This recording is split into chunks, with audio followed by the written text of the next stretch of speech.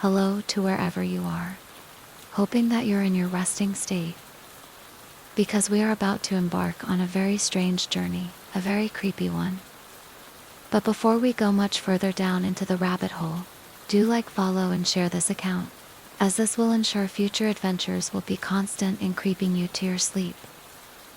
And this rabbit hole that we are about to delve in, most of it are the nightmares experienced by people from the Southeast Asian region, and also people from other parts of the globe too.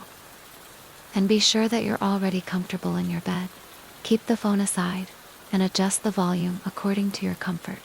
And let me take you down the rabbit hole. As we delve deeper down the rabbit hole, only darkness will be on your screen.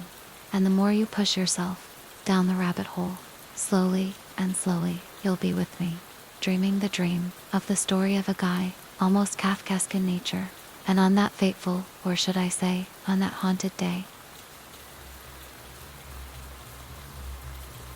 I still remember the man I saw on the muddy bank of the swamp, and yeah, that was one of my childhood memories.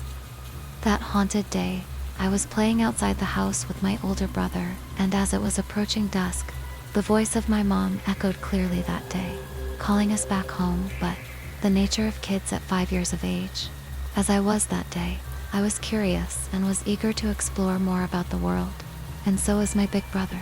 We proceeded until it got darker, and that's when I saw that tall, slender man, over 6 foot tall, wearing a black long robe with his religious turban, a goatee on his chin, and he gave the Muslim greeting, telling gently to me to obey my mom and get back inside the house. And that's when I collapsed. When I awakened, I was pushed down flat on my bed by my dad and 2 other guys. Dad was pushing my head as to keep me from getting up. The 2 other guys were holding my hands and my feet, and my mom was on her shamanistic state, waving a machete all around me in one of her hands, while the other hand is waving her smoky incense tray. They all stopped pushing me when they saw that I was awake, but the mystery is, why do they need to push me still on my bed while I'm sleeping? And mom only forcefully asking me to obey her instructions, and up until now, I am still struggling to obey her instructions. For I'm living my life in the metropolitan city filled with mirror glass walls everywhere, and I have to disobey her instructions because it's not easy to prevent myself from looking at the mirror. And that's when I realized, the man that I saw on the muddy bank of the swamp, that man is me.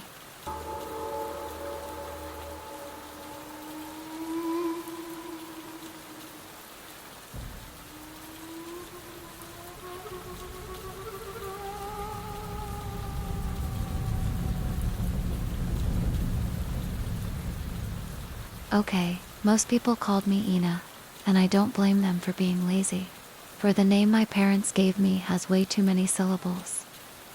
Funny as it is, this story I'm about to share is not revolving around my name, but it began with Ayesha, my bestie, and as a lady to lady, she's like my sister that I never have. And on that fine day, it was our lunch break. And that's when she introduced me to her new boyfriend. But, to my surprise, that boyfriend of hers, he was my ex-boyfriend. Norman was his name. We used to be a couple, back during my student days. But that's not the case here, because between us, the feeling was mutual when we decided to end our relationship, because he wanted to pursue his PhD in psychology at an American university. And the long-distance relationship is not my cup of tea. I'm sorry, but I'm the very clingy type of girl, and the last online chat that we had was about him saying that he will be spending his 2-week semester break, going solo camping into that Blair Witch forest. And without explaining why, he deleted all his social media accounts. Was it because I had found a new love with a Chinese guy that I had just met? Oh, okay. Wow. The nature of introverted guy, showing off his attempt to become the Malaysian Sigma guy, maybe.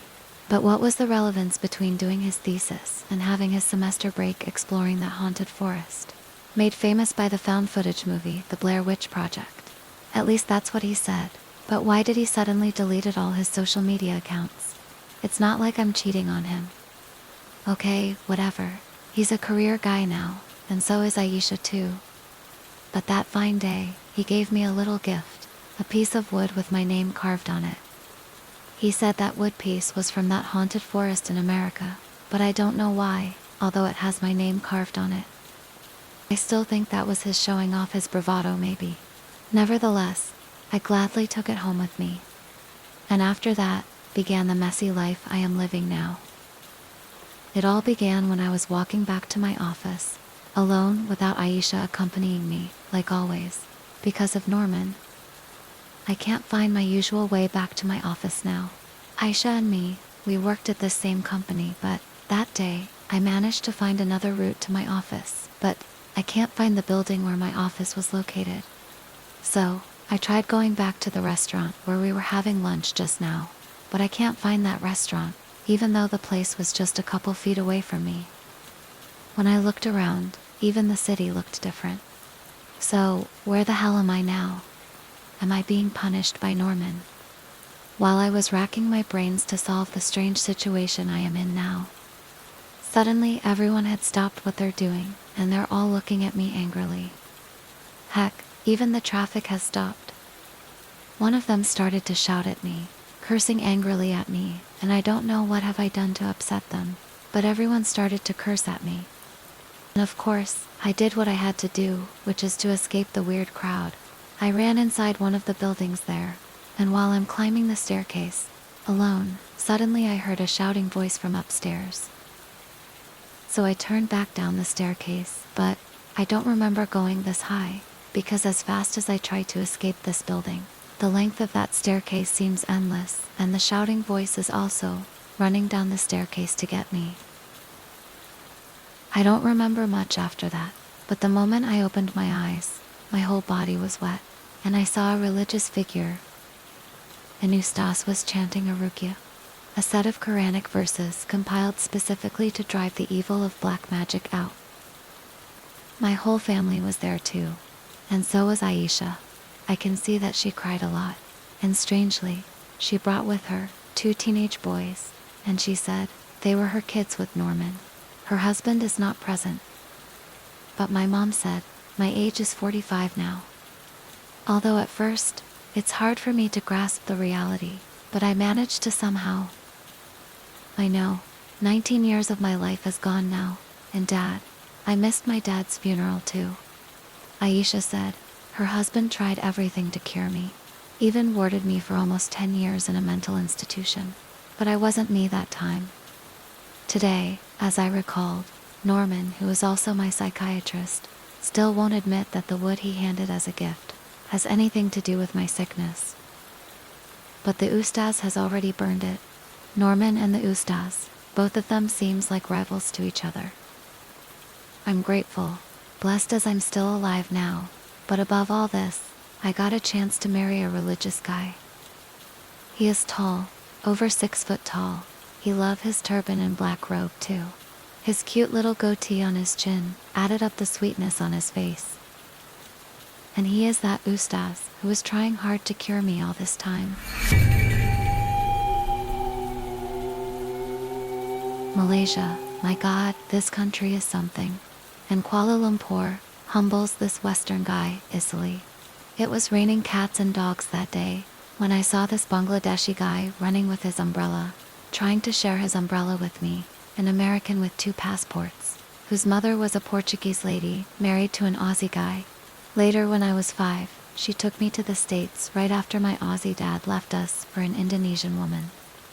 As much as I can recall, there's almost no cheerful memories of that western part of the globe, except the latest memory, the day my mom passed away, of old age.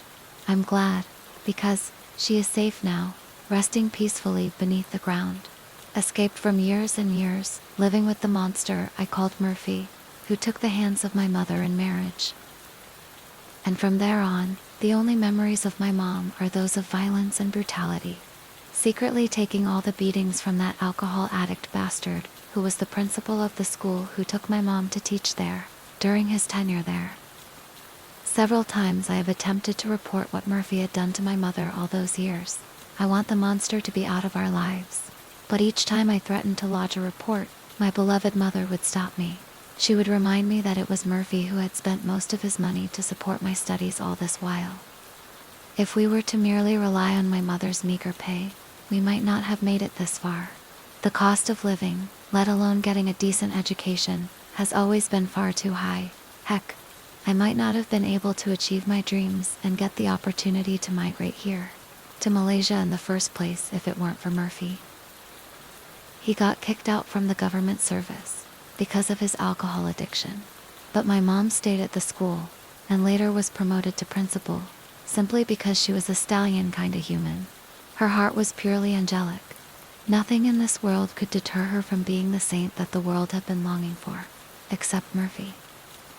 And Malaysia is my escapade haven from all those terrible life I left behind. I despised the West so much. There was only an unspeakable hatred that resided on me, screaming and gasping for an air of freedom. And thank God, it led me to this very underrated country. I think, if God ever existed, the digital nomad visa here must be his way of compensating me with his mistake. Funny enough, this immigrant, Abdul Rahman was his name, came to me with his humble smile, offering me the umbrella, which is what I needed the most, and in exchange, urging me to buy a piece of wood which had a word carved on it. Why, that wood has no value to be considered as a piece of souvenir, except it's carved with beautiful writing of a word, Ina. All right, to hell with it. I needed the umbrella and, bravo Abdul Rahman, nice marketing dude. I gave him 1 Malaysian ringgit, and surprisingly, he gladly accepted it, and went away, leaving me with this umbrella. And Jason Leo is the reason I am standing here in the rain, in this hectic traffic of this metropolis, waiting at the spot where we had agreed to meet, and this spot, beside the busy road, was his choice of rendezvous. Jason Leo is the local real estate agent here, and I'm planning to buy a condominium unit from him.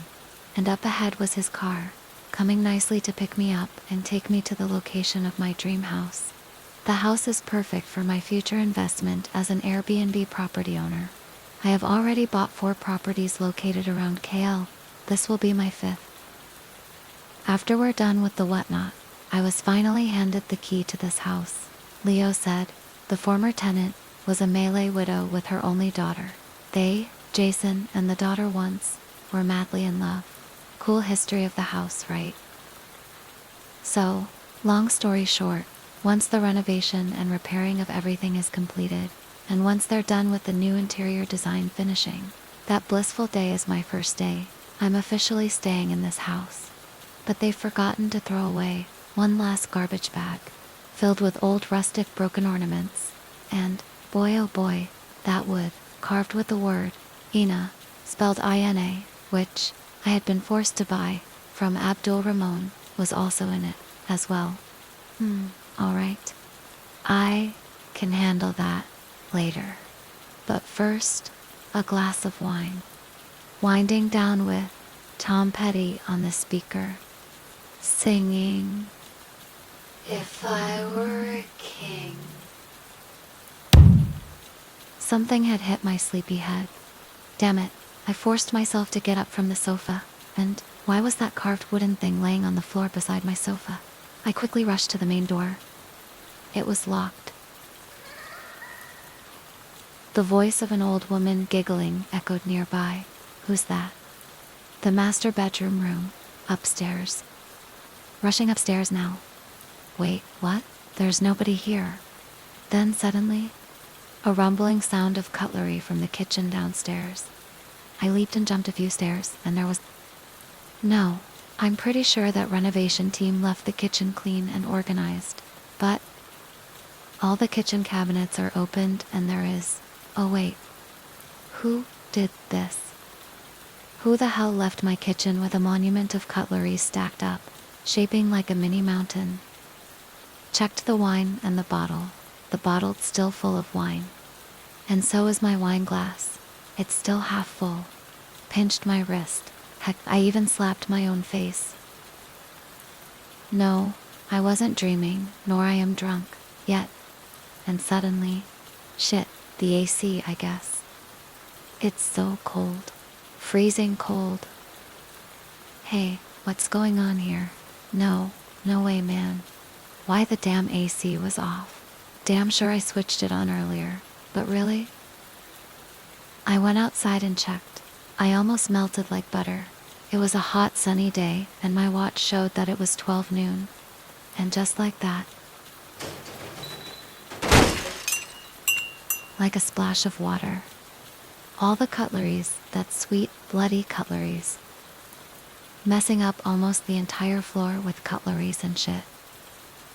Okay, I'm done with this shit. I quickly called Grab, which is similar to Uber services. And on my way back to my hotel, the Grab driver kept asking me if I wanted her to send me to the nearest hospital. But why? She said, "There's blood on my head and face, and as soon as I take the handkerchief out of my pocket, there's that damned piece of wood again." I wiped my face with my handkerchief, but there's no blood. The hell was this lady Grab driver talking about? Asked her to open the window beside me and I threw that damned wood out. Adios. After all that, there's only one thing on my mind. Call and get Jason Leo. While resting in my hotel room, there was a loud knock on the door. I opened the door and there was, laying on the floor, was that damned wood again.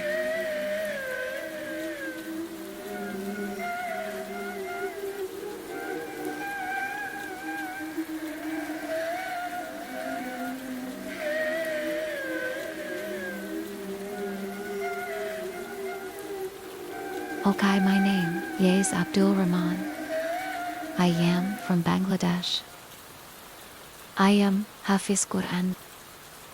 I am also finish Alim study too. Allah sent me Malaysia. Alhamdulillah, Malaysia is very, very good. This masjid I friend, Imam Ustad's very, very good friend. Alhamdulillah, many, many masjid too. Okay, actually, I don't talk like that. After finishing my Alim study, I continue by studying computer engineering. But some Malaysians, they love to mock us, thinking we can't speak proper English. Some of them think that we are less educated than them. But not all Malaysians are like that. And not all Bangladeshi immigrants are educated like me too. Our beloved Bangladesh is a developing country, so there's no distinction between the educated and the less educated among us. We, the educated ones, ought to hide our education as a majority of the employers take our education and experience for granted. If that's the situation in my country, Bangladesh, imagine being a low-class immigrant like me. Imagine how my education and experiences will be exploited. That's why we hide our academia, and that's why we talk and sound like the less educated people. Trust me, being dumb is sometimes easier. But today, acting dumb pays a big toll on me. This Indonesian dude, me and him befriended the imam at our local masjid here. But the fact is, unlike me, he is not an avid masjid goer. Typical Indonesians, the truth is, he and his wife were Christians. This Ustaz, we've known him through his labor job, is a very skilled construction worker. While me and Ustaz, we are a part of the Quranic teachers at this masjid, and I am a part-time Quranic teacher, teaching the local kids in my free time. And my full-time job, as a construction worker too, assisting this Indonesian dude. We work with the Malaysian Chinese boss, Jason Leo, and Jason Leo runs a small construction business, doing renovation. He also earns a side income by being a property agent. So, to cut the story short, Jason has run out of jobs for us, so me and that Indonesian guy were engaged in building a house for this Malay widow. Jason helped them with the paperwork to get the land there, because her sick daughter was once Jason's girlfriend. While the Ustaz, he helped to cure her daughter by doing the Muslim exorcism. Yesterday, the Ustaz managed to find the source as to why the widow's daughter got sick. It was caused by the cursed carved wood, where there was a very strong demonic jinn residing on that carved wood. And me and that Indonesian guy were also there, doing the finishing and maintenance job for the house of that widow. We have successfully completed the job. Hence, that's why she and her daughter already resides there. So, that carved wood were handed to us to be burned to ashes, and we were to return the ashes to that ustaz. The problem is that wood won't catch fire, and that Indonesian guy, with their natural way of finding solutions, decided to bring the ashes from another burnt wood to that ustaz. And the ustaz, as innocent as he is, believed that Indonesian guy. And that's where I got to play the role of a good friend to everyone. I have to be sure that the widow's daughter remains healthy by transferring the curse to someone else. And the longer that cursed carved wood remains in my hands, the haunting keeps oppressing me badly. Imagine having dark skies with heavy thunderstorm following me wherever I go. In Islam, we believe that there is a certain set of angels of Allah who were instructed to kill the demonic jinn or Satan with thunder. Sadly, those angels can't distinguish between me and that demonic jinn. So I went to the metropolitan city called KL, bringing with me an umbrella. Why umbrella? Because in the metropolis of KL, many Western white supremacists, most of them, carries a mental disease called psychonarcissist. And their ego, not just support the unaliving of children. Their ego made them believe that besides their imperialistic country, who earned their living by robbing other countries. So their ego made them think that the rain in other countries will not befall on them. So, the mentally healthy and humanistic white people who do prepare themselves with raincoat or umbrellas are not my target audience. Oh, by the way, before I proceed with this haunted cursed carved wood, let me share with you my experience in helping to defend my Muslim Brotherhood from Pakistan and Afghanistan, and defending our Muslim land. Through that experience, we knew who are the IDF soldiers and who are the CIA Marines. They have that same symbol, which is the Semper Fi, tattooed into their skins. These sick, psycho-narcissistic people, they won't get mental illness by unaliving women, old people and children. When they're not on field duty, they become spy operatives for Mossad or CIA. And this beloved country, where I earned my living in, is infested with all these sick, psycho-narcissistic people, acting as tourists, or expats while working as spies for either Mossad or CIA. So we, as viewed by some of the Malaysian people as dumb and uneducated immigrants, knew this fact, and heck, we even knew which Malaysian will betray this beautiful blessed country. But never mind that, I'm on a mission, albeit not a very holy one. I know, because conspiring with that Indonesian dude and lying to that innocent ustads set my spirits higher into transferring this demonic jinn residing on this cursed carved wood to a very special suitable target audience, and I think I saw one already. However, from the pure Islamic perspective, according to Rasulullah sallallahu alaihi wasallam, what I'm about to do is also a great sinful act. I don't know, maybe Allah subhanahu wa ta'ala has chosen this white guy to be a Muslim. Probably an even better Muslim than I am. Islam itself is a religion of humanity, and what I'll be doing is indeed racist and prejudiced. If that white guy is a psycho-narcissist, then I am at the same level as he is. Islam requires to be compassionate, but I am desperate here. Hope you guys could understand my position. Wow, how easy a target that guy is. Returning back the smile to me, gotcha. After he took my umbrella and paid me 1 Malaysian ringgit, I quickly rushed to be as far as I can be. For the transferring of the cursed will not be successful if I'm still lingering around here with that holy white supremacist. I'm sorry dude, but you people have done worse to us. You'll get through it. No worries, okay? Oh, how ultra-modern is this metropolis called KL, that I can't keep myself from watching the few mirror-like walls on the buildings around me. And from this side I can see that white supremacist guy. And there I saw multiple demonic jinns, shaped as old white witches, circling that guy, and suddenly, all of them, set their gaze, staring back at me. So sleep my baby sleep. When you wake up soon, like follow and share this beloved nightmare, and I'll be sure, once a week, will satisfy your craving and addiction with the pure supply dosage of nightmare. Nightmare.